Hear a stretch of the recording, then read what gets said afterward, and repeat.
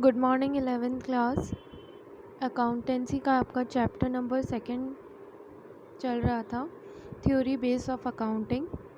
Chapter 2 कर रहे हैं हम, theory base of accounting. First chapter में हमने अकाउंटेंसी का मीनिंग पढ़ा था, अकाउंटिंग क्या होती है, अकाउंटेंसी क्या होती है और बुक कीपिंग क्या होती है। हमने बुक कीपिंग और अकाउंटिंग में डिफरेंस भी देखा था। उसके अलावा अकाउंटिंग के कैरेक्टरिस्टिक्स, ऑब्जेक्टिव्स हमने देख लिए थे कि किस लिए अकाउंटेंसी की जाती है, अकाउंटिंग की जाती है और उसके क्या क्या फ़ीचर्स होते हैं। हमने वहाँ पर बेसिक टर्मिनोलॉजी जो होती है अकाउंटिंग की वो भी हम स्टडी कर चुके थे। उसके बाद थ्योरी बेस ऑफ अकाउंटिंग आपका चल रहा था, और theory base of accounting basically कुछ रूल्स और रेगुलेशंस हैं जिनके ऊपर हमारी अकाउंटिंग डिपेंडेंट है, जिनके ऊपर हमारी अकाउंटिंग चलती है। वही चैप्टर हम इस चैप्टर में हम यही पढ़ रहे थे।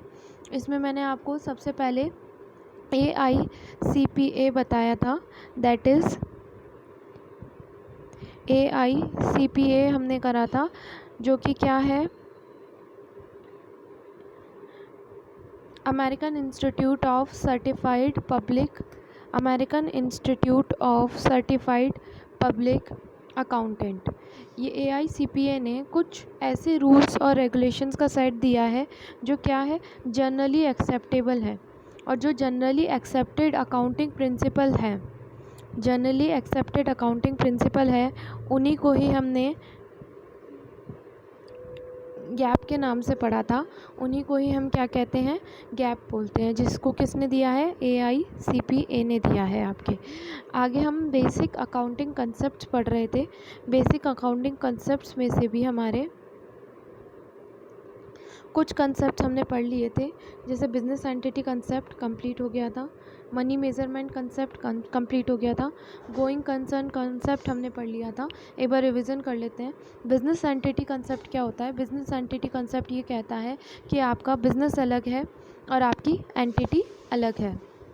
जो भी आप बिज़नेस कर रहे हैं उसके लिए जो भी आप अकाउंटिंग करेंगे वो सिर्फ बिज़नेस के पॉइंट ऑफ व्यू से करेंगे, उसके ओनर के पॉइंट ऑफ व्यू से नहीं करेंगे। ओनर और बिज़नेस दोनों अलग अलग टर्म है। अगर ओनर की लॉटरी लगती है तो आप ये नहीं कह सकते हैं कि आपके बिज़नेस में लॉटरी लगी है और या बिज़नेस में मनी आया है, क्योंकि मनी ओनर के पास आया। अगर वो बिज़नेस में इन्वेस्ट करेगा तो वो मनी बिज़नेस के पास आएगा। नेक्स्ट जो टर्म है, जैसे बिज़नेस का कोई एक्सपेंडिचर है या आपके ओनर का कोई पर्सनल एक्सपेंडिचर है, तो उसके लिए अगर वो बिज़नेस में से कुछ भी ले जाता है तो आप ये नहीं कहेंगे कि हमने बिज़नेस का एक्सपेंस पे किया है। उस सिचुएशन में हम ये कहेंगे कि बिज़नेस में ड्राइंग हुई है। ड्राइंग को हमने टर्मिनोलॉजी में देखा था, क्या होती है ड्राइंग? जब भी कोई पर्सनल वर्क के लिए बिज़नेस से कुछ निकाल के लेके जाता है ओनर, जो मालिक है, तो इस प्रोसेस को अपन क्या बोल देते हैं, ड्राइंग बोल देते हैं। क्योंकि माना कि पैसा उसने लगाया, कैपिटल उसने लगाई है, बट उसने बिज़नेस स्टार्ट किया है। अब बिज़नेस के एक्सपेंडिचर ही बिज़नेस के अकाउंटिंग में रिकॉर्ड होंगे, उसके पर्सनल एक्सपेंडिचर को बिज़नेस के साथ इंक्लूड नहीं किया जाता है। Next is money measurement concept. जब हमने अकाउंटिंग की डेफिनेशन देखी थी तभी हमने देखा था, उसमें बताया गया था कि हम केवल बिज़नेस ट्रांजैक्शन होते हैं दो तरीके के, फाइनेंशियल और नॉन फाइनेंशियल। हम केवल फाइनेंशियल ट्रांजैक्शंस की रिकॉर्डिंग करते हैं हमारी अकाउंटिंग में। फाइनेंशियल अकाउंटिंग ही हमारी बुक का नाम है। तो उसके लिए सबसे ज़्यादा ज़रूरी क्या है? उसके लिए सबसे ज़्यादा ज़रूरी है कि उस चीज़ को मनी में मेज़र करना। अगर वो टर्म मनी में मेज़र हो सकती है, मनी में आइडेंटिफाई हो सकती है, तो हम उसे क्या बोलेंगे? तो हम उसे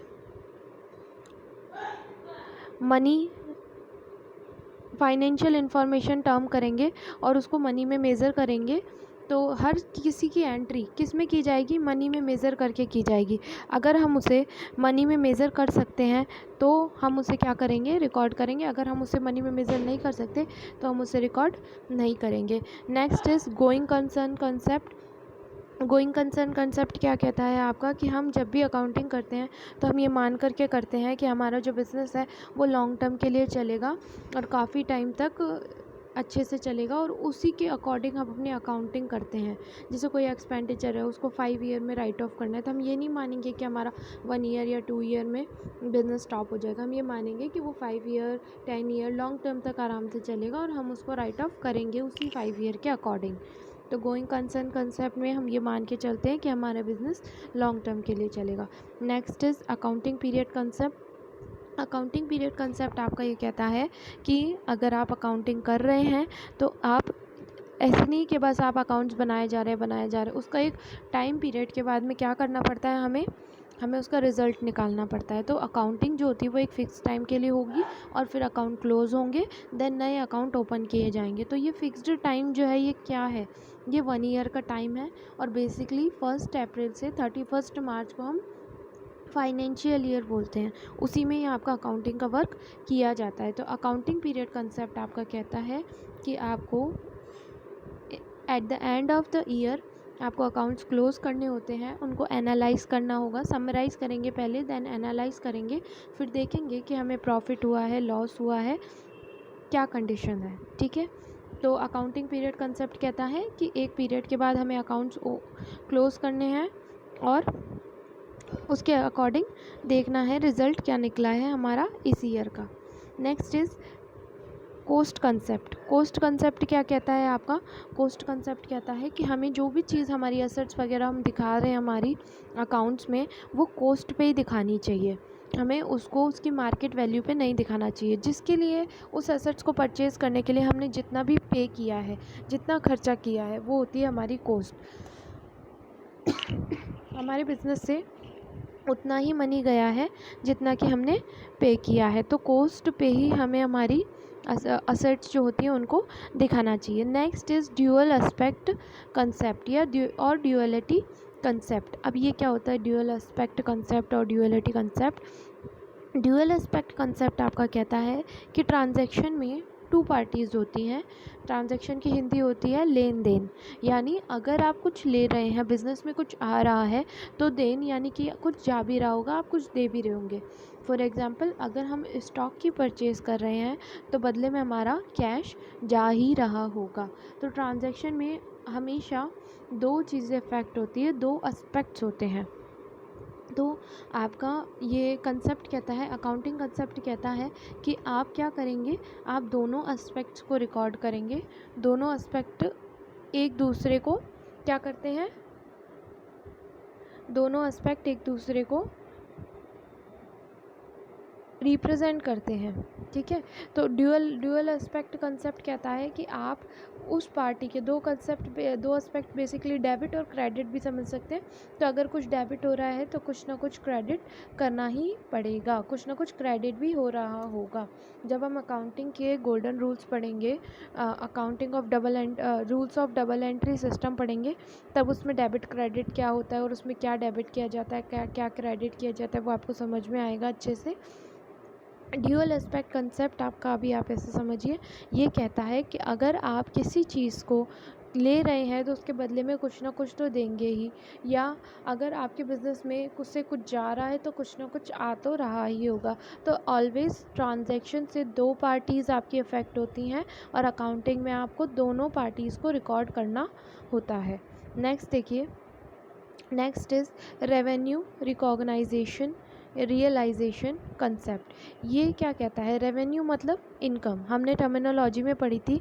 रेवेन्यू मतलब क्या होता है, रेवेन्यू का मतलब होता है इनकम, और इनकम जब आए, ये कंसेप्ट कहता है कि जब हमें इनकम रिसीव होगी तभी हम उसकी एंट्री करेंगे, और इनकम जिस ईयर से रिलेटेड होगी पर्टिकुलरली उसी ईयर में उसकी एंट्री की जाएगी। हम फ्यूचर इनकम का, जब भी हमें रिसीव नहीं हुई है तो हम फ्यूचर इनकम की एंट्री नहीं कर सकते ये मान करके कि वो हमें रिसीव हो ही जाएगी, क्योंकि एक्चुअल में कोई फिक्स नहीं है कि वो रिसीव हो भी या नहीं, क्योंकि फ्यूचर जो है वो अनसर्टेन है।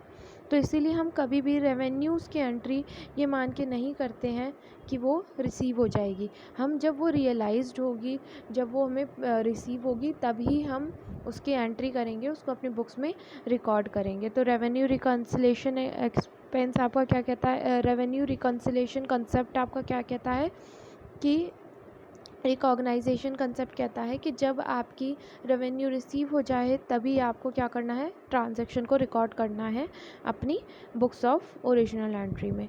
Next is matching concept. तो मैचिंग कंसेप्ट क्या कहता है आपका, मैचिंग कंसेप्ट कहता है जब हम ड्यूअल एस्पेक्ट कंसेप्ट पढ़ रहे थे तब मैंने आपको बताया था डेबिट और क्रेडिट होता है, यानी जो बिज़नेस में आ रहा है वो तो कुछ ना कुछ बिज़नेस से जा भी रहा होगा। तो